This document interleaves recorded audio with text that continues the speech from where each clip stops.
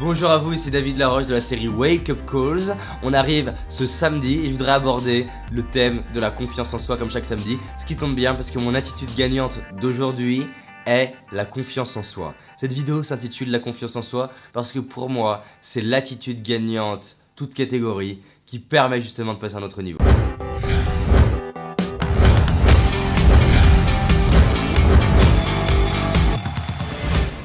Avec la confiance en soi, vous avez quoi? Vous avez la capacité à oser passer à l'action pour obtenir ce qui est important pour vous.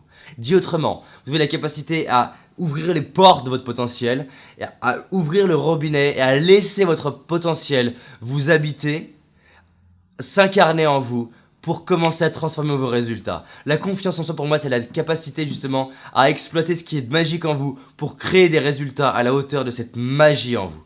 Et pour moi, il y a 5 choses à développer, 5 choses que je voudrais vous inviter à développer aujourd'hui. La confiance en soi pour moi c'est mon thème de prédilection. 1, parce que j'ai été timide et que ça me touche vraiment de vous aider à développer votre confiance en vous. 2, c'est qu'après maintenant 4 ans de recherche sur les facteurs clés du succès, je me rends compte qu'il y en a un que je retrouve tout le temps, c'est la confiance en soi. Que ce n'est pas un truc qui se finit, ça veut dire qu'on n'a jamais fini de travailler sa confiance en soi. C'est vraiment un truc extraordinaire parce que peu importe là où vous en êtes, il y a des espaces où vous avez moins confiance en vous et c'est là où justement je peux vous challenger, vous aider à passer des paliers.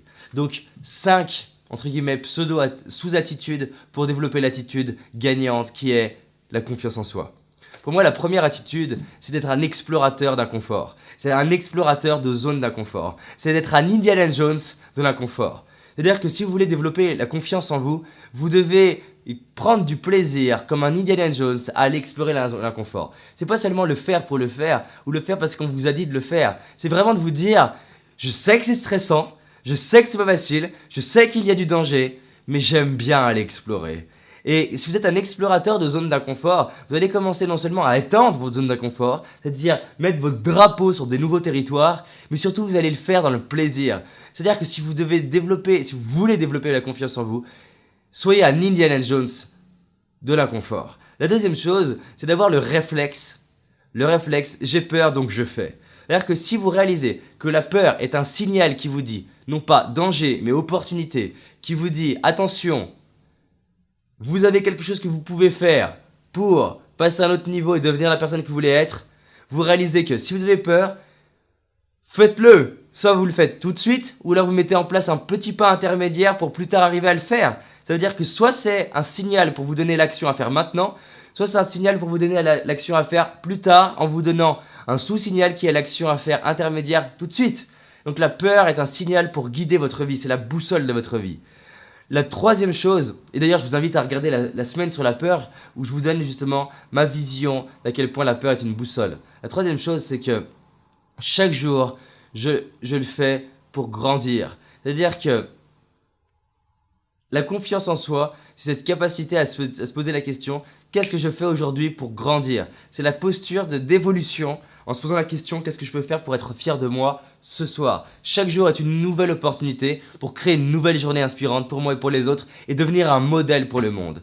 Pour moi, la quatrième chose, c'est d'accepter la vulnérabilité. En ce moment, c'est vraiment le truc que je développe. Avoir confiance en soi, c'est oser se montrer faible. Être fort n'est pas ne pas être faible. Être fort, c'est oser se montrer faible.